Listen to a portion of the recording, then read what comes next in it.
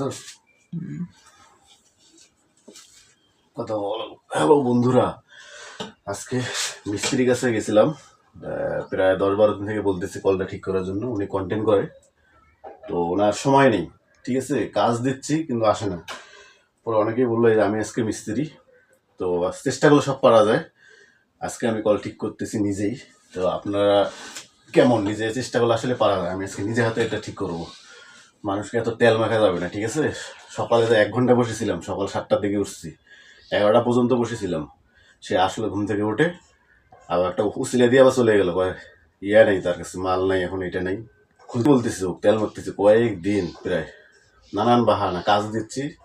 অথচ দেখেন মানুষের তেজ চর্বি ধরে গেছে। ফেসবুক থেকে টাকা পায়, ওদের হলো এখন অন্যরকম, বুঝেন নাই। যা হয় সুখে থাকলে যা হয়। তো আজকে আমি চেষ্টা করতেছি, দেখেন।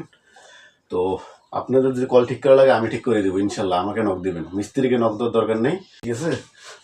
দেখি এটা বেরো। সাকসেস, উফ সাকসেস। আমি এই যে দেখেন খুলে ফেললাম, দেখেন। চেষ্টা করলে সব পারা যায় বন্ধুরা। উফ, আজকে আমি কল নিজে হাতে তৈরি করলাম, করবো আজকে, সেটিং করবো। সবাই দোয়া করবেন যেটা যদি ঠিক হয়ে যায়। আপনাদের যদি ঠিক করা লাগে আমাকে বলবেন, আপনাদের বাসায় গিয়ে আমি সুন্দরভাবে ঠিক করে দেবো। ভালো থাকবেন, আল্লাহ হাফেজ।